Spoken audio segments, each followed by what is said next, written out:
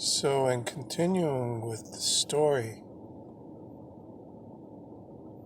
or the book, the audiobook, you could say, um, growing up the way that we did, juxtaposed the gangs, alcoholism, the riots during the Martin Luther King Jr. assassination, the assassination of John F. Kennedy, and then the subsequent assassination of his brother Robert F. Kennedy, all on TV being broadcasted. We lived with this, and there was no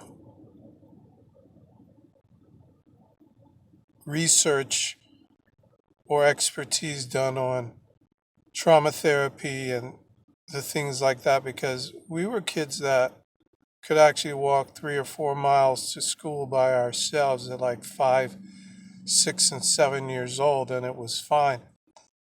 Things were left outside, like the milkman would bring your milk in the morning and leave it outside your door with a newspaper, and there was no vandalism or anything like that. But at the same time, um, things were like on the street, like there was a scare of blasting caps, which construction workers used to use in their construction of the streets and various areas.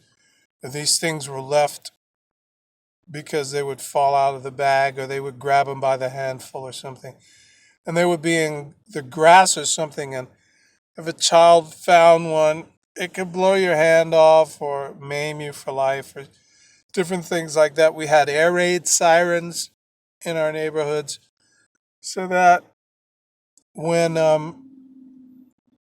they did a test for the air raid siren, we had to crawl under our desk, kneel down, fold our fingers over the back of our heads, and put our foreheads into the floor. We led a very regimented, very rigorous, very highly charged, impactful life.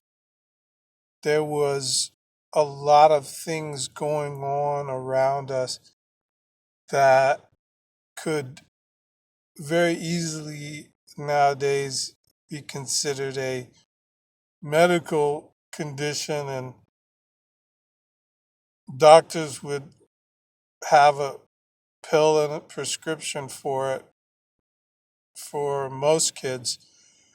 But it seemed that we had no end of this. I mean, we had fire drills, we had air raid drills.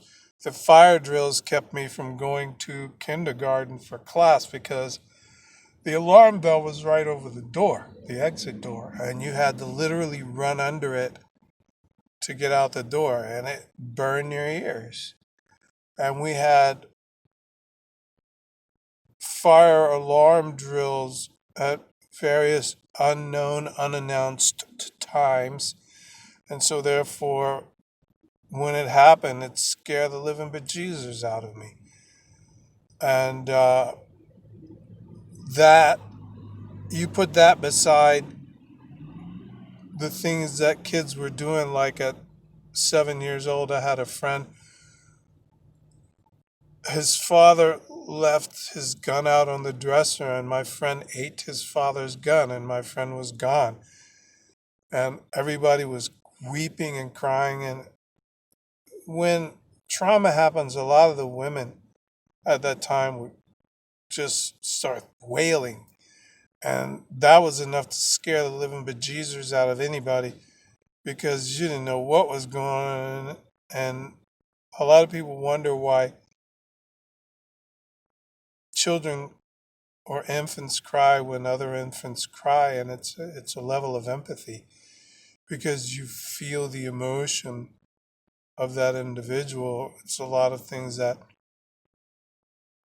people are living without nowadays, but there was a lot going on back then that had to be waded through, and Sometimes there was no time to be a child, and other times you had to grow up quick, and other times you could play. It just depended on the level of responsibility given to you.